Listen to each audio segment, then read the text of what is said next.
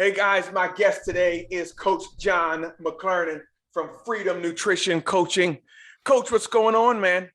Oh man, it's a good day. It's a good day. This is my third time hopping on the mic and being recorded. So I always like it when that's happening because I love having awesome conversations. Well, I'm glad to have you here on the Unstoppable podcast, man. And if you're listening in for a real treat, if you guys, my audience knows that me being a gym rat, and I talk about nutrition, and we go up and down and back and forth. So I had to have the coach. I had to have a coach on today. Yeah, Had to have a yeah, coach on today. And hey, man, tell us about what you do. Tell the audience who you are and what you do. yeah. So I'm a nutrition coach primarily, but I often say nutrition is the cover story. So what I mean by that is I like to say that I marry the science of metabolism with the psychology of behavior change and the compassion of human connection. So and that's quite a mouthful, really, and we can That is a unpack it, of mouthful. course. I was going to say that's a mouthful. But it's really born of my own personal journey and struggle, and in a nutshell, and we can unpack it if it's valuable for your audience, but I'll give you the nutshell version. 11 years ago, I was living in South Africa and was nearly beaten to death, and that really messed with my head. As it would, I think anybody. I Wow. wasn't prepared to go through trauma, and it sounds I'm skipping over some details, but like I said, we can unpack if necessary, and I've done the work, which means I can talk about it. But Yeah. so I went through quite a few years of sort of mental health struggles, depression, anxiety, PTSD. I gained 120 pounds. I was a binge eating food addict. Really just was unequipped to deal with all of the fallout from that.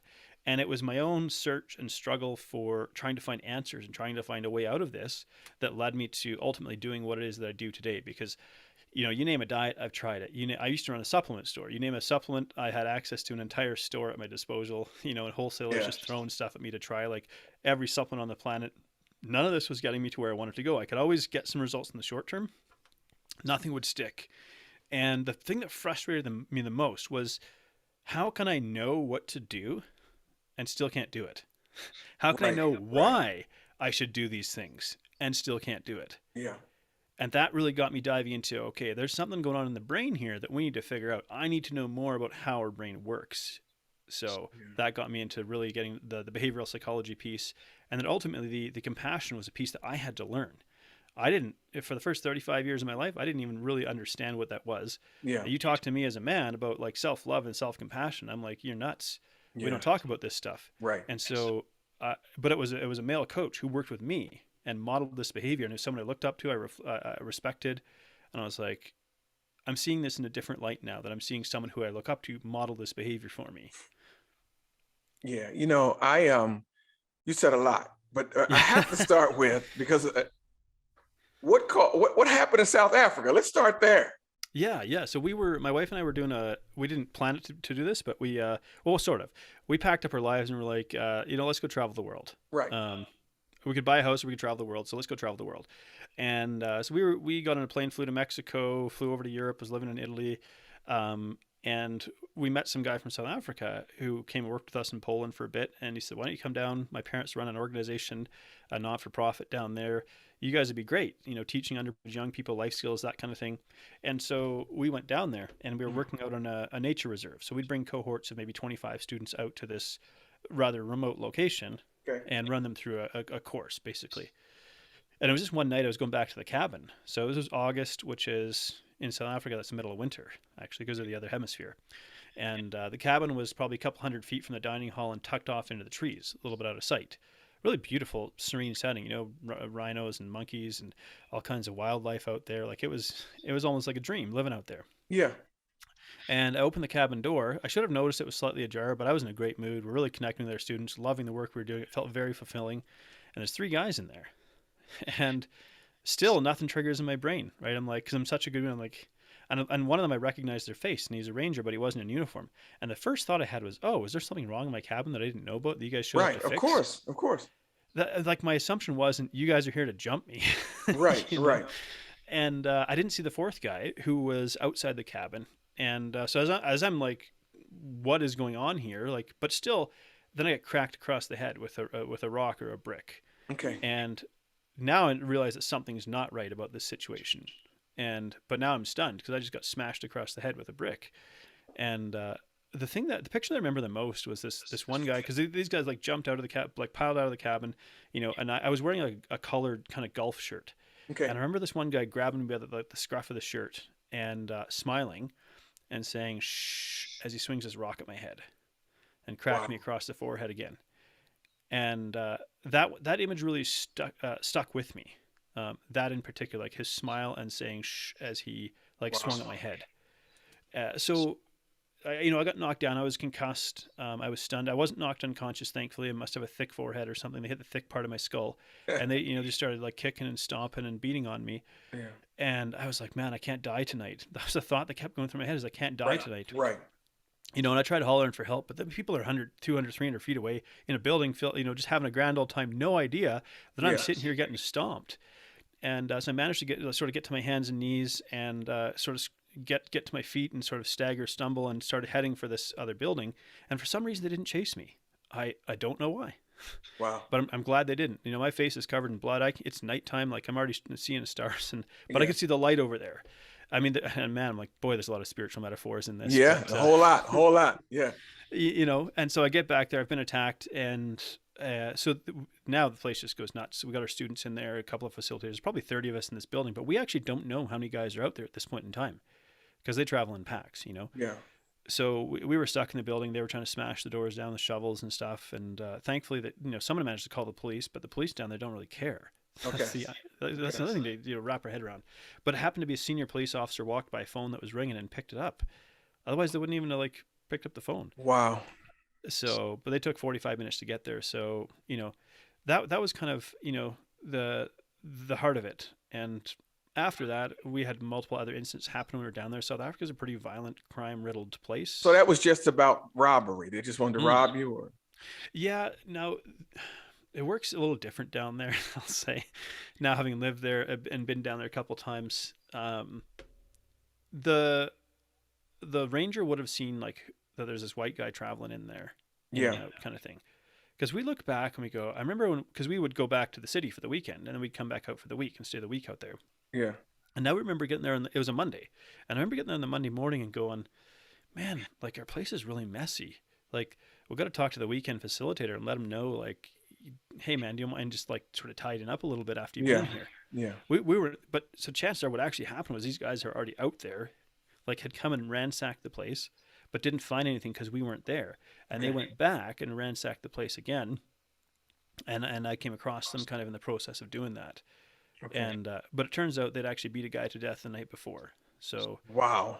Yeah. And it's all these things in hindsight, right? There was this helicopter flying overhead that day. Of course we knew nothing about it. Someone could have communicated, hey, there's these violent criminals on the loose. Right. You might want to be a little more cautious because they were at a neighboring farm. The farmer was beaten to death, that kind of thing. Yeah. Nope, none of that. So, but I'll say that I'm grateful having gone through that experience. I wouldn't be doing what I'm doing today if I hadn't gone through that. Well, we thank God for that. And that truly, when we talk about being unstoppable, I talk to people who go through traumatic experiences and they're all terrible, but man, you are truly unstoppable to have gone through that, did the work of healing, did the work of healing physically, mentally, spiritually, and then not letting it stop you. You said, and I believe I looked at your bio, you went to Istanbul and you said, I'm not going to be a victim. What clicked in your mind? Because somebody listening could be feeling like a victim right now. What happened to you to make you decide, okay, that's it. It happened. That's it. I've got to push forward. Yeah, because I wanted to be a victim. Tell you what, the victim mindset is really, it's like junk food for your brain. It feels really good. Okay. And so, because you can actually justify a lot of poor human behavior by I've been victimized. Therefore, I'm justified in doing this, But the big thing for me was the anger, the rage. So it's really exhausting to be angry all the time and to be triggered all the time. So somebody could just look at me in a funny way, or two people could walk towards me in a funny way and just boom, something would snap in my brain. And I wouldn't act out on it because I'm not a violent person by nature, but this would come up inside of me and I'd be so angry and my whole body would just feel like this raging inferno on the inside. And I'm sitting here fighting as hard as I can to push it back down. Yeah. So this stuff wasn't getting resolved. Because, it's funny in all of this, I'm not a violent person. and yet I have these violent, like angry, rage-filled impulses where I want Yeah. to. My brain is suggesting I should do something violent. So it was really taking its toll on me in terms of it's exhausting to be like that. So I said, okay, So let me interject. It was mm, tormenting you as bad or even worse than the physical beating itself. yes, oh yeah, Yeah. yeah. The post that I mean the post traumatic stress disorder, the PTSD. Yeah. That's this is a part of it, right? And our brain will replay the incident, trying to rewrite it. Okay. If I knew this, I would have done this. Right. And so while because we stayed on for another 4 months living in South Africa after that had happened, and it got to the point where in the back of my mind I was like, man, I want to set traps in this house because Yeah. people are breaking Yeah. in anyways. I want to set traps Yeah. so when they break in, I'm the one with the power now, and I Right. can do whatever I Right. want to them.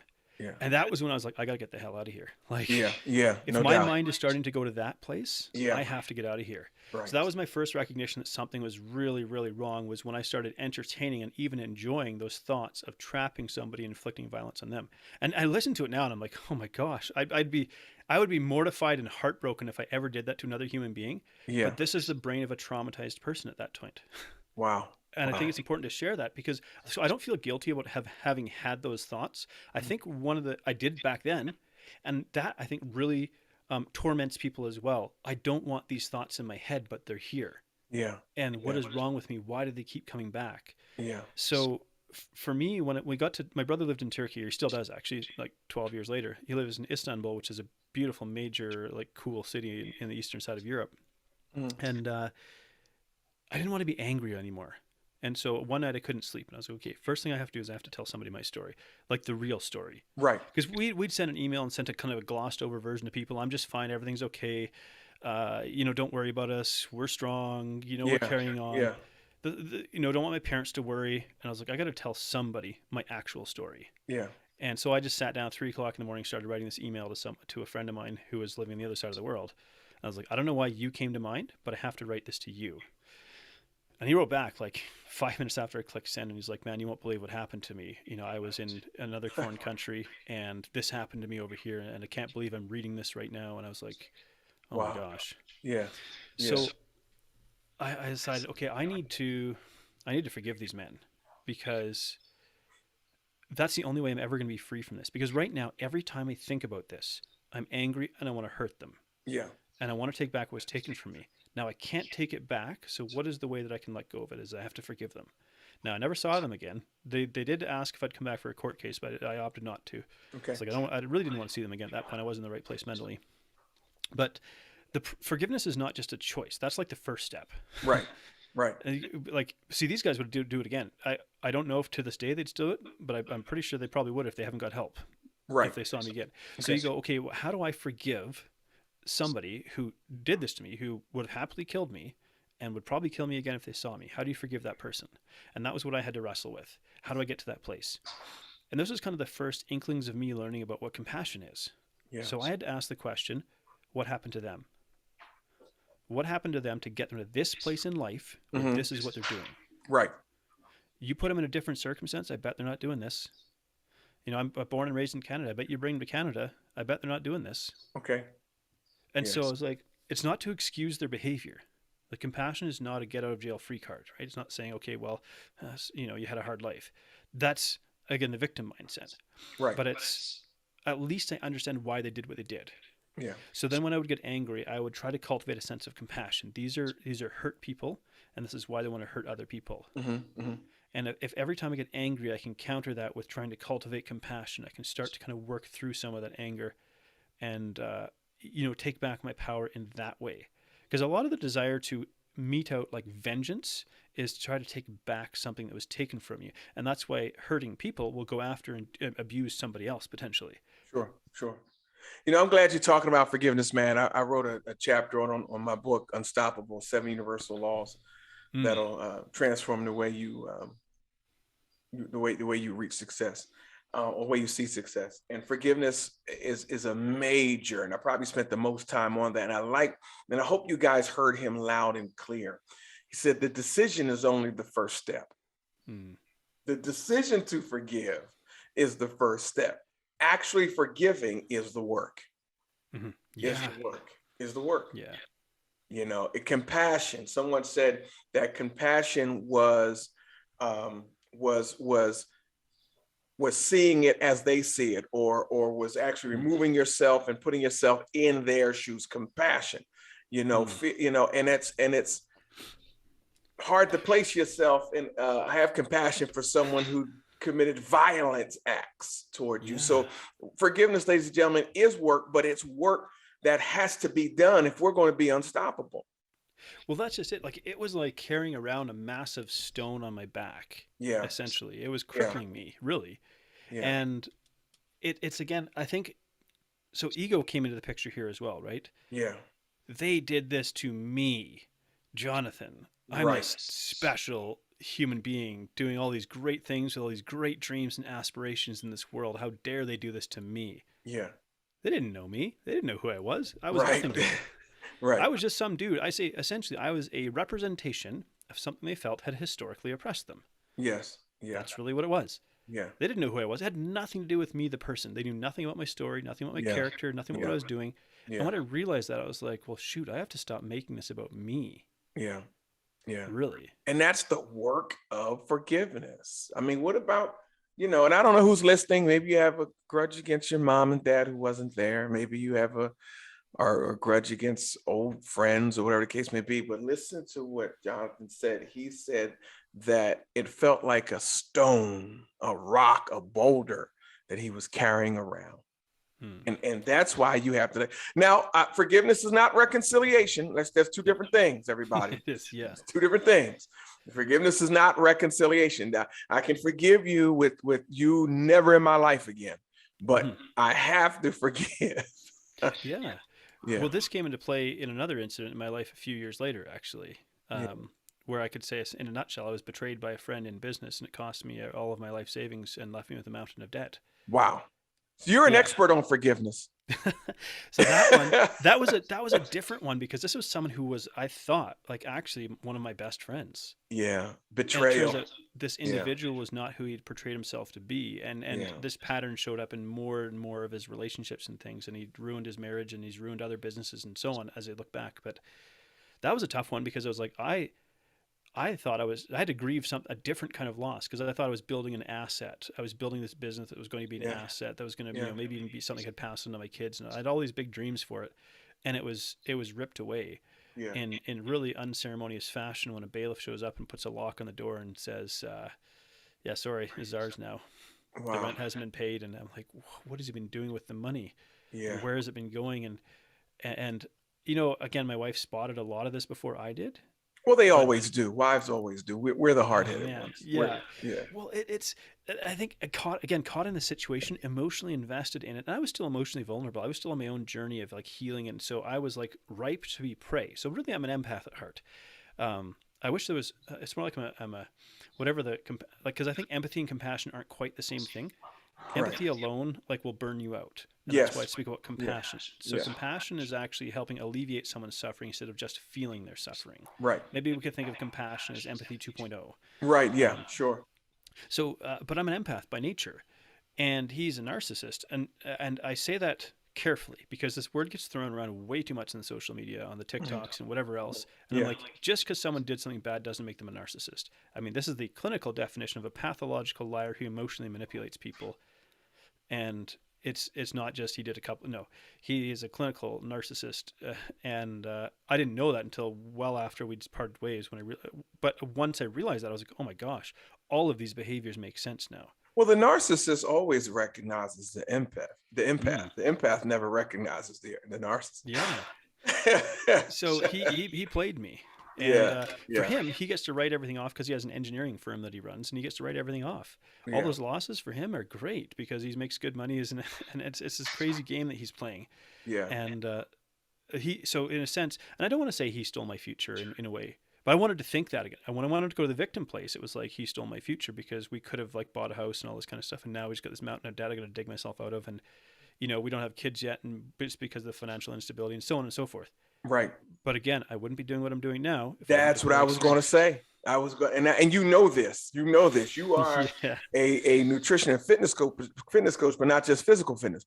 And so what I want the listeners to understand is that you might be going through a horrific period. This man was almost beaten physically to death, had to forgive physical attackers, had to forgive a betrayal of a close business friend, a close friend and business partner. But if none of these things happen, we don't have this conversation. Yeah. And I think sometimes, when we get the woe is me. No, it happened to you, but it can also happen for you. You survived it. You're unstoppable. You have now been able to sow into people's lives and make an impact in their lives in a way you wouldn't have if you were just, a guy just, doing what you normally would do. Yeah, and I love this. Like, this idea of unstoppable isn't that I'm impervious to pain. It No. isn't that I'm impervious to hard experiences. It is that, but I know that in these experiences I can keep moving forward. And I think that's what the hard experiences have taught me, is that because part of our primal brain, the more sort of reptile animal type part of our brain, wants us to avoid all discomfort and just seek out comfort. Right. Yeah, but comfort is the death of us. Yes. And I guess think about from like a biblical principle, like self-denial. Self-denial is life, and we wouldn't think about it like that, because your brain goes, hey man, it makes me feel good, why would it be a bad thing? And I'm like, well, heroin makes you feel good. That's a very bad thing. So I say that just to say, we don't deliberately go and seek out suffering. Life's going to give us enough hard experiences. It just is, without a doubt. But in them, when you have that shift in perception, I actually just taught a webinar this morning on mindset, which I think is really, really fascinating. And if it's valuable, I can share a couple things from it. But how we perceive what happens to us, how we interpret what happens to us, regardless of what it is, will shape how we respond physically, mentally, and emotionally, and it'll actually shape our health. The mind is that powerful. Yeah, I believe that. I believe that wholeheartedly. You're preaching to the choir. I believe that wholeheartedly. How we perceive, how we respond to what you can't help what happens, but you are in complete control of your response to it. I often want to reference Viktor Frankl's book, Man's Search for Meaning. Yeah. So anytime that I want to get down about like what happened to me, and this isn't, like trauma, for example, isn't a pissing contest, pardon the crude expression, but I mean, essentially, it's not about, hey, that's all that happened to you, you should hear what happened to this person. Like, it's not, no, because trauma is relative. Like, I grew up in a peaceful country where, maybe got in a couple schoolyard fights, but like, that was it, You dust yourself off and you kind of carry on, and maybe even shake hands. It was back in the day. That's how we did it. We didn't actually go and hunt the other guy down and beat them, because I don't know, man. I know some pretty rough Canadians, man. I've been around. Play hockey. But so whatever it is, if you perceive it to be a hard experience, then it's a hard experience. Yeah. But if you also say like this won't break me, this will strengthen me, that perception of it changes how you respond. It actually changes your physiology even. It's really remarkable. You know what? And let's shift gears, because how we respond, and there are different triggers, and you said physiology. Our trauma is reflected in our eating. Yeah. Oh yeah. There are certain triggers that trigger an appetite. A physical appetite. And I know I'm not speaking out of turn, and because this is what you do. You're a nutritionist. Okay, this, and I know it's not trauma. It's not trauma. I have to say I've been blessed. Even as a police officer, I didn't experience a whole lot of trauma. But there's a trigger during my commute that all of a sudden I want to stop and get donuts. I don't know what that trigger is, but I have to fight that. So we are. Well, I'm like, man, what that makes me think about is, well, first of all, donuts are like, I don't know, the pièce de résistance in like food creations. Yes. We've made something that is basically like crack. Like it creates that sort of response in our brain. Like it's a marvel in one sense. It's also nefarious in another sense. Yeah. But my thought was actually, the first thing that came to mind was, how many times have we been sort of conditioned through the media to equate like police officers and donuts? Right.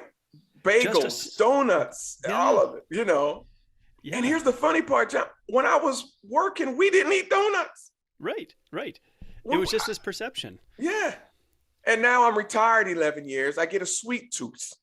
Yeah. And so what's convenient? Dunkin' Donuts is sitting right there, or we have a Wawa where I live.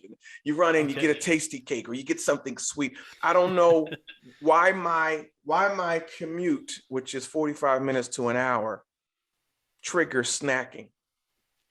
Yeah, well, I look at I say all behavior makes sense. So this is the Yes. lens that whenever someone comes to me and says, hey, we're going to work together, I'm like, cool. We're going to shine a light on what your behavior patterns are. Yeah. But this is where we're going to look at it through the lens of compassion. So we're looking to understand without judgment. So the moment we bring judgment in, we want to hide our behaviors. But if we know that judgment isn't in the room, okay, now we're going to understand our behaviors. And that's where it gets really interesting for me. So I go, okay, what's your brain looking for? What problem is that solving for you? Just kind of bored, maybe feeling a bit tired, not quite as mentally sharp, need a little pick me up, 45-minute commute, either you're running it on autopilot or you're in traffic and you're kind of, It only happens on the way home. It doesn't happen on the way in. So it's a reward. It's man. I put in the work today. I really did. Oh man, I've put in the work today, and this will be the cherry on top for all the hard work I put in today. Yeah. And when you start making that connection, so let's just say we'll pick on donuts here. So let's just say I had a challenging day because maybe the work that you do is sort of emotionally and cognitively or mentally challenging, in a sense, like resources. Yeah. So you go, man, like I'm feeling just a little bit like I've used up my batteries today. Okay. I eat that donut and boom, wow. All of a sudden I feel I'm back in gear again. So your brain's learned something. I feel a little worn out. I eat a donut and boom, I feel immediately better. Like the hit is very quick. Then you go, that sugar rush, that dopamine. Right. So then you go, okay, donuts are a problem, so no donuts for me. I'm out. No more donuts ever, whatever. We cut them out, cold turkey, cold stop, or whatever. But the donut was a solution to a problem, in a sense. It was giving your brain something. Yeah.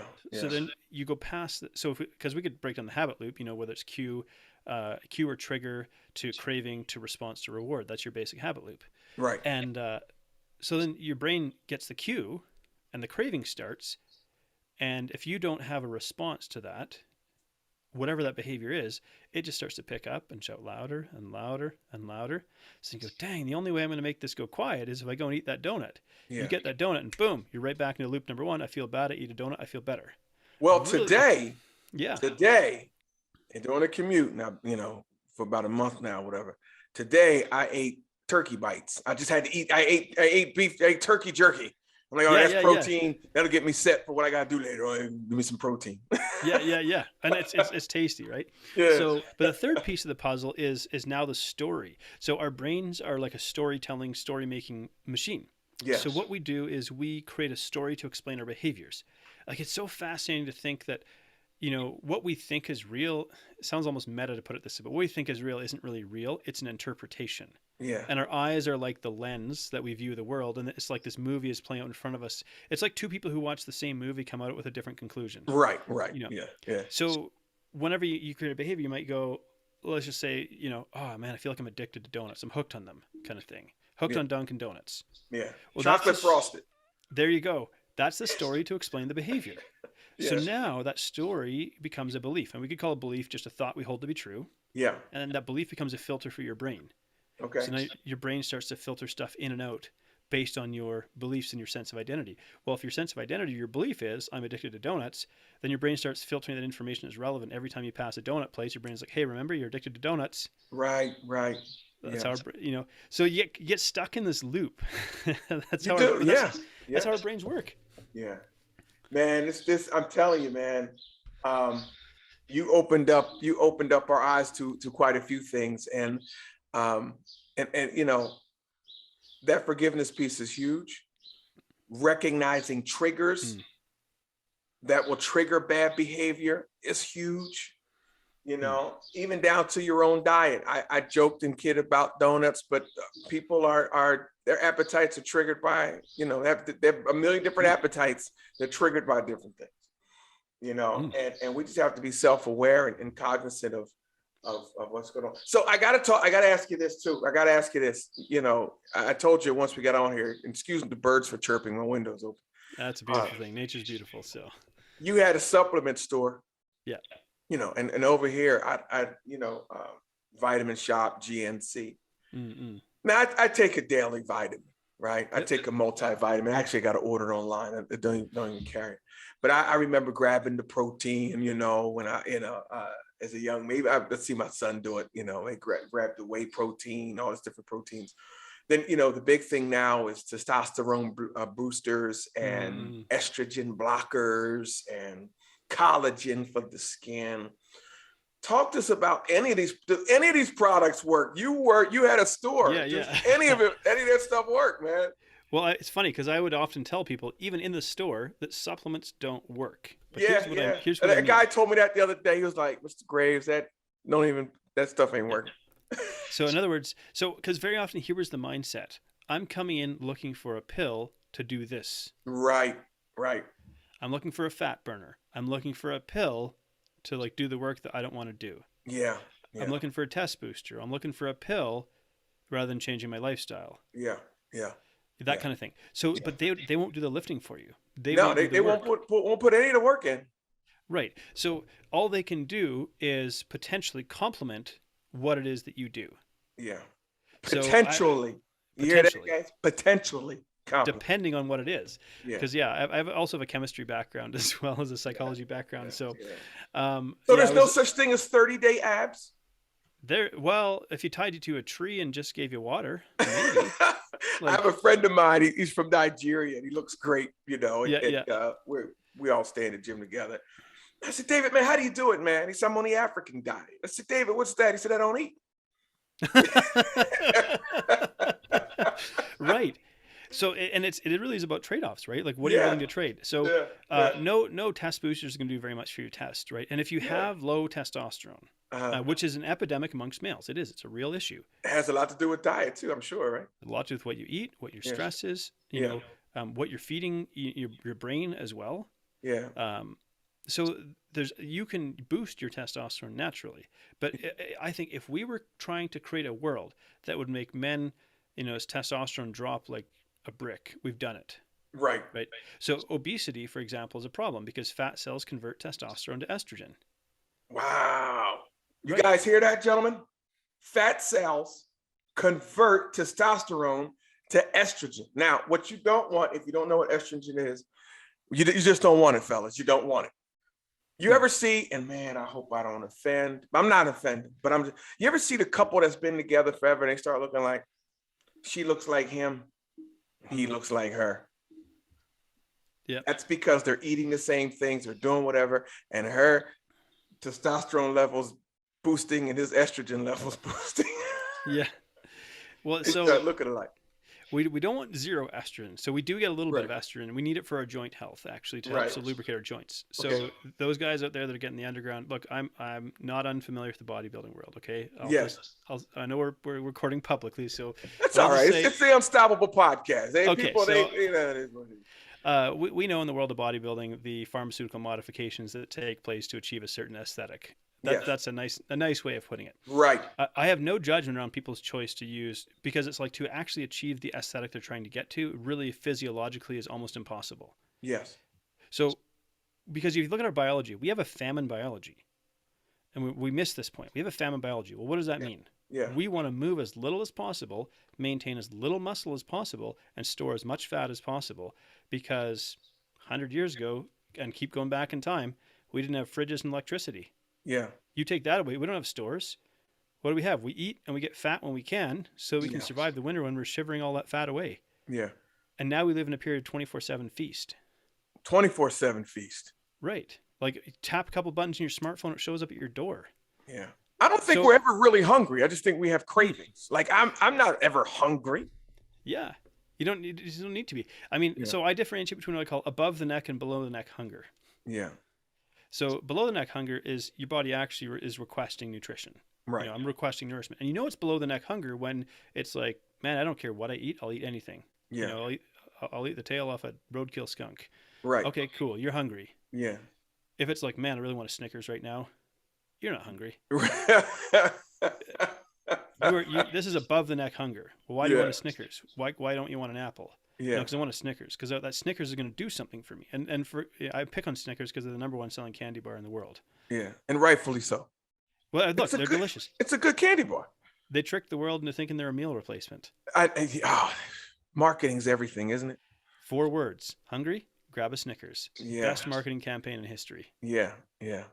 Yeah. So go back to the supplements and go back to the estrogen and testosterone. Go back to that real quick. Because what you might think, okay, this guy says no supplements work. What supplements do I have, if any? And I've got actually a pretty good cupboard of them. So supplements can be definitely helpful. They're an add-on, right? So I've got a greens powder. Why? Because maybe our vegetables aren't as nutrient rich as they used to be because they're grown in depleted soils. Yeah. So greens powder is concentrated plant nutrition. Cool. Right. I throw in citrulline malate. Why? Because that's a nitric oxide booster. So that helps blood oxygenation. Actually helps workout performance. It could also be considered a natural Viagra because it works on the same mechanism. It's just not as potent. Yeah. And ironically, on the flip side, bodybuilders use Viagra to get a pump. Yeah. Because it opens up all blood vessels, not just the ones down there. Right. Caffeine's hit or miss. I don't use caffeine because I used to have anxiety, and caffeine jacks up the nervous system. It's like a credit card. So pre-workouts are basically supplement companies, which were former drug companies. I'm not joking. Yeah. I'm joking, but not. Trying to make legal meth is what pre-workouts are. Wow. Let's make peach-flavored meth that people drink. That's what they're trying to do. The C4s, all that other, I stay away from, I don't even drink soda. I stay away from anything. It made my pre-workout might be beetroot juice. You know what I'm saying? I put some beetroot powder in my orange juice, and I drink it right before I go to the gym. It's a great pre-workout. Absolutely. Yeah. There you go. But we want to stay as natural as we possibly can, like fruit natural, not vitamin shop, GNC. I'm talking about loading it up foods with wherever my fruits. possible. Yeah. So in terms of actual supplements that are beneficial, citrulline is one. Because of citrulline malate. Yeah, I think that's a good one. And caffeine, hit and miss depending on your nervous system. Treat it like a credit card. So you're asking your body for energy it doesn't have. So, if you're driving home late at night and you're having trouble staying awake, okay, you want some caffeine. You're going to borrow that to make sure you get home safely. Mm-hmm. But if you need a jolt of caffeine in the morning to wake your brain up, then you got to change your sleeping pattern. You know what I started using, and I know unstoppable people. We're talking about being unstoppable, and proper nutrition is part of being unstoppable. All right. Let's not, I don't want you to think we went off on some tangent. Yeah. Again, I do drink my black coffee. I just like coffee. I just like coffee. It tastes good. I like black coffee. I don't put nothing in it. I like it black. But I started, and I shouldn't mention their name because they're not paying me, but I pay the man. Yeah, right. Pay me. I started drinking mud water. Oh yeah, mushroom coffee. Is that like? Oh no, that's not mushroom coffee. Mushroom coffee, lion's mane, that kind of stuff. And I have to say this now. Maybe it's a placebo effect, but I doubt it. Super focused. It does what coffee doesn't for me. Yeah. So if you look at my cupboard, you're going to find a whole bunch of powdered mushrooms. Okay. All right. Then I guess I'm on the right track. Then you are. Yeah. Lion's mane is great for cognition. And powdered legal mushrooms. I'll say there's no psychoactives in there. Yeah. But I've got lion's mane. I've got turkey tail. What's the one that starts with a C? I don't say cacao or so. I know what you're talking about. So I've got 5 or 6 different kinds of powdered mushrooms that I blend together as well. Yeah. For that exact reason. And you mentioned the placebo effect, and this one's really interesting because I just gave a presentation this morning to some professionals on the power of the mind. Yeah. The placebo effect is so real that we have to account for it in scientific research. Yeah. They did a study on people with IBS, for example. So they split them into 3 groups. Group 1, they get nothing. Group 2 gets a sugar pill, but it's delivered by a cold, uncaring doctor. Okay. Group 3 doesn't know it, but they're getting a sugar pill too, but it's delivered by a warm, caring doctor. So nobody's getting anything to treat IBS. Yeah. So group 1, 28% improvement in symptoms. Wow. They're not even getting anything, but they're just a part of the study, and just being a part of the study, they're 28% improvement. Are you guys listening? You listening? Group 2, yeah, 44% improvement in symptoms. They're being given a sugar pill by a doctor who's a jerk. Wow. 44% improvement in symptoms. Wow. Group 3, 62% improvement in symptoms. Then they're being given a sugar pill by a doctor who cares. It's all in the mind has a lot. You're thinking, man, you guys know that I'm a believer. I pastor a church. I stand on the word of God. where, as a man thinketh, let this mind be in you, which was also in Christ Jesus. When we talk about, I tell people, I'm not a Christian, I'm a believer. That's a little bit different for me. Yeah. I'm a believer. So my healing starts in my mind. My deliverance starts in my forgiveness. The very big part of it starts in my brain first. So, well, I'm like, man, I just wanted to throw this out there. I never fully understood until after I went through what I went through, what Jesus said when he said, Father, forgive them for they know not what they do. Yeah. He didn't just say those words as empty words. He Right. said those words with 100% sincerity. Yeah. Yeah. And he wasn't just 100% sincerity, ladies and gentlemen. So I'm like, if he could do that to the men that were murdering him, because they were, he was unjustly killed. Yeah. Yeah. Then what excuse do I have now? And I would say, well, maybe it's hard for me to do this in the power of my own strength. And I agree. Right. I wouldn't be able to do this. I obviously you're going to pick up the fact that I also am a follower of Jesus. Right. And I don't wear it on my sleeve. I don't, throw it in people's faces. But you don't have to, because it shines through. When you're legit, it shines through. But it's without that, like we live in a world that is like engineered to ruin our lives. Like it is perfectly engineered to do that. And to get out of it on our own without accessing a higher power is so immensely difficult. It's nearly impossible. Yeah. We have food that's engineered to hijack our brain. We have social media hijacking our brain. We have media hijacking our brain. Our minds are being poisoned on a daily basis. Yeah. Yeah. You try and get out of this on your own, you're gonna lose. Yeah. You need that help. You need that help. How can they link with you, man? Listen, you and I could talk for another hour. We can, and we're going to continue this offline. Yeah. Well, you're going to come on my show, so. And I can't wait. Yeah, I scheduled that already, didn't I?